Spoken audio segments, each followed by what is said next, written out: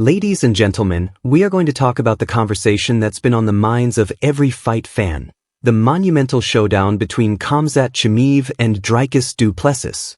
This is more than just a fight. It's a clash of styles, a battle of wills, and a genuine puzzle that has the entire MMA world, including some of the most knowledgeable experts, completely divided. The conversation started on a recent episode of a popular podcast, where the hosts were breaking down this very fight, and their insights were so compelling that we have to share them with you. The discussion kicked off with a moment from a previous Khamzat fight, his clash with Khamzat Chimaev. One of the hosts mentioned a conversation with Dricus Du Plesis, who, as they noted, is an incredibly intelligent fighter who does his homework. Dricus was talking about how everyone focuses on Khamzat's aggressive, explosive start, but he pointed out something fascinating. In the second round of that Usman fight, Khamzat spent over 3 minutes just standing there, not engaging, not pressing the action.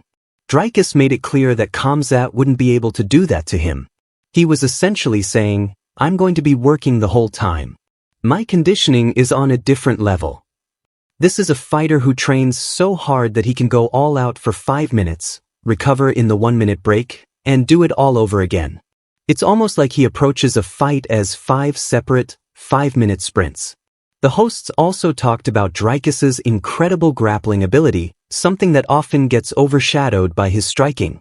They mentioned a grappling tournament where he submitted every single opponent.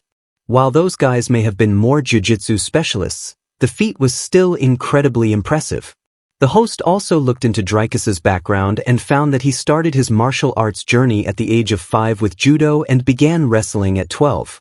This is not a guy who is new to grappling. It's just that everyone is so used to seeing him throw powerful punches and kicks that they forget about his deep, foundational skills on the ground. The hosts were in total agreement on this. They talked about how some fighters, like Dricus and Merab Dvalishvili, reach a level of discipline and cardiovascular performance that is just a step above everyone else. They get that advantage and they keep pushing it, slowly adding on to it. The hosts mentioned Merab's second fight with Ali, where he looked like a totally different beast, super confident and non-stop.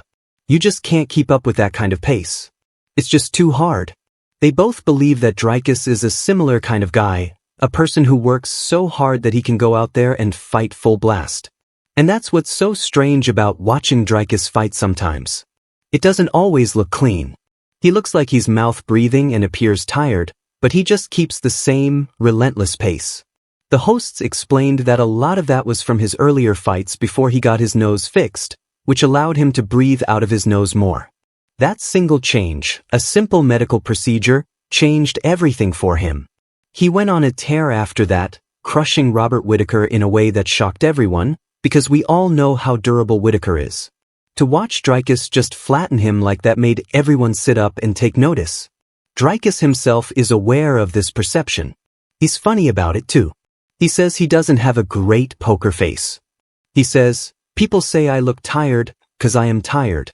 And when you get tired, you breathe out of your mouth more." But he added, "Even if I am tired, I don't have a poker face, but I'm still coming forward. I'm still going to." He is a guy who just beams with confidence. He's a good champion, a great champion who speaks well and looks the part. He's the real deal. The hosts went back and watched the Israel Adesanya fight again. They felt that Izzy had the advantage for a while, but then the pressure from Dricus got to him. Izzy got hit with a couple of long shots, and it just looked like he didn't have enough left in him to fight his way out of it. When he went down, he got submitted pretty quickly.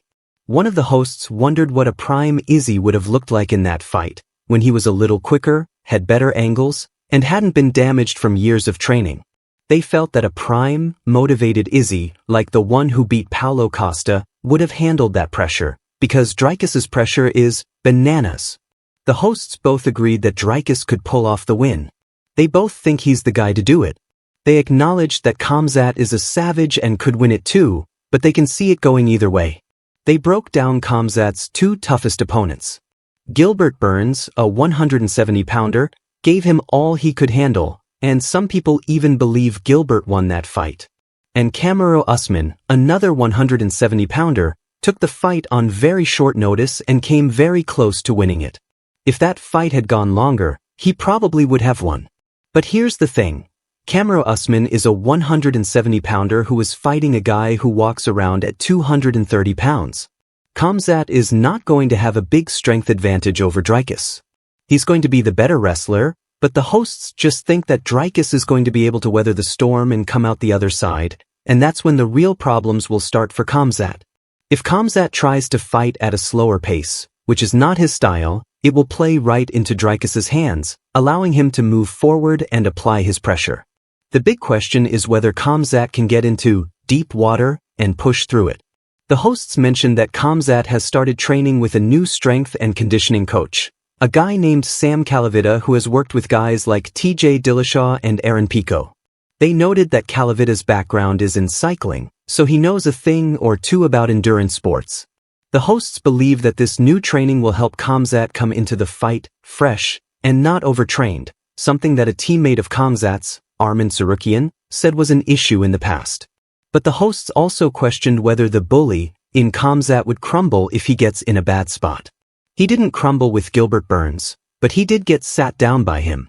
They mentioned that Dricus had even said how Khamzat had a certain amount of time where he was just standing in front of him in that fight and in the Usman fight.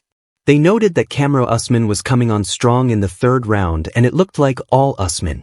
The hosts said it's still impressive how Khamzat can shoot from halfway across the octagon, and that his wrestling is top-notch. They talked about Khamzat's speed, especially with his hands, which is a huge factor. People often forget about his striking because of his ability to ragdoll guys on the ground, but he's fucking good standing up. They said that Dricus has a way of making everybody look stupid, and that he has a lot of power. They talked about a breakdown of what he did to Robert Whittaker, how he set up that right hook, and how he recognizes patterns. He just moves differently than everybody else, but it works, and when he hits you, it's like getting hit by a car.